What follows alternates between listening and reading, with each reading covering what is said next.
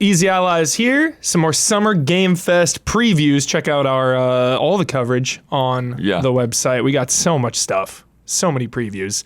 But I had the pleasure, Daniel Bloodworth, of playing Stranger Than Heaven. Yeah, I've heard a lot about this crazy combat system. Yes. Explain this control layout to people who haven't heard. Okay, it is not what you expect. Let me set the tone. First up,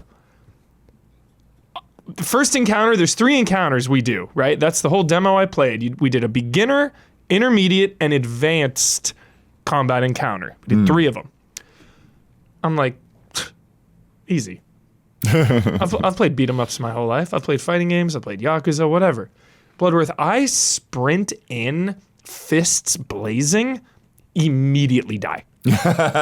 Immediately die. I died 4 times at least on this 15-minute demo.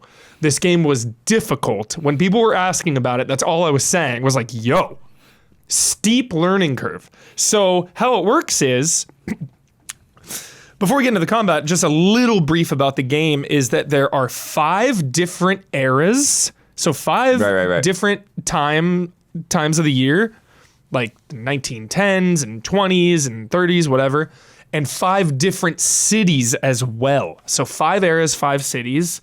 There's a bunch of mini games. They teased like some kind of showbiz element. I think, Yakuza, you manage so many like building like a cabaret and stuff. It's like, okay, there's some. But you then also have this whole thing with the music, right? That like he's listening to the sounds in the environment or something, right? Didn't get into that. We Not didn't even sure. get into that. Okay. Yeah, but there are 13 weapons as well. And those weapons are permanent. You like kind of upgrade those throughout your play. Oh, that's different, yeah. Yeah, you don't like pick them up or anything. There are like items in the environment that you can pick up like buckets and stuff, but there's like 13 main weapons that just stay with you the whole game. So for the demo, I got to use a giant 2-handed crowbar and like a butcher knife and then just fists. So how it works is R1, R2, L1, L2. These are your primary attack shoulders. Exactly. So like it's R1, R2. Exactly. And then your legs are. The legs are also. No, the legs are the triggers and the fists are the bumpers. Well, fists are, it's both. It depends because you're inventing these combos on the fly. There's no like press R1, R1, R2, L2. It's just like free flowing. Right, but I'm saying is like this is R1. Yeah.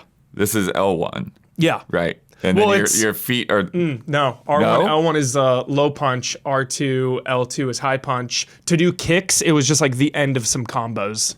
Oh, okay. So that wasn't what it was explained to me. Okay. So I would do like R1, R1, R1, L2, and it would do like some cool spin kick.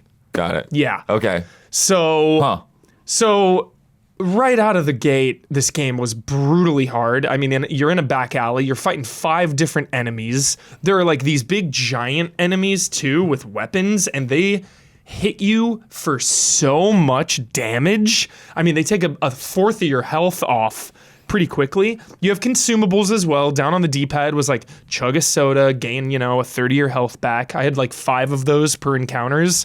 I was burning through them. Again, steep learning curve, kind of just throwing us right into it. So it'll be interesting to see if I feel like it's just as hard as I'm like getting into and playing the game normally instead of just like, here's an encounter, 5 against 1. Yeah.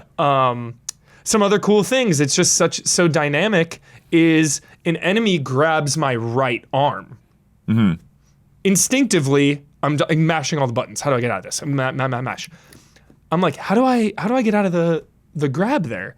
And the dev, they're so cheeky. He's like, well, what happened? And I was like, yeah, he grabbed my arm. And he's like, which one? I was like, my right arm. He's like, think about how to get out of that. And I was like, punch him with the left. Right, so then L2 was like, boom, come in over the side and punch the guy in the head to get him off you. So it is this really immersive, free-flowing combat system, kind of unlike anything I've really played Blood, which is insane because I was born on beat 'em ups and stuff. And it's like, you don't really come across like extremely different combat mechanics all that often in a year, especially from a AAA studio. So super interesting. The knives were really cool. Just kind of jabbing, chipping them away. The intermediate fight was really similar. It was in a different city, but again, it was, a group of enemies versus me. Same kind of thing. And then the final fight was against like a little mini boss. He had a sword and he took so many hits. I mean, it was a boss. You had to chip him down using all my consumables. He's countering and stuff. There is a block, which was really strong, but it takes away your stamina. And if you run out of stamina, you get knocked to the ground and they punish you. They punish you hard. So this is not like Yakuza where you're running and guns blazing whatsoever. This is the complete opposite. This is a slow, methodical combat system. So felt crazy, blood. We'll see how it all shakes out when the game launches. I am very intrigued. And I hope it felt similar, each combat encounter, even though the character was like older in some and younger in some. I'm hoping like the combat's a little different depending on your age, Right. It'd be cool if like when you're younger, you're like quicker and weaker, but maybe when you're older, you're like stronger, a little slower, but I don't think that's the case. It all felt pretty similar. So we'll see. Not what I expected, but very intrigued to see how it all plays out. Cool, man. Yeah. Nice. Stranger than heaven.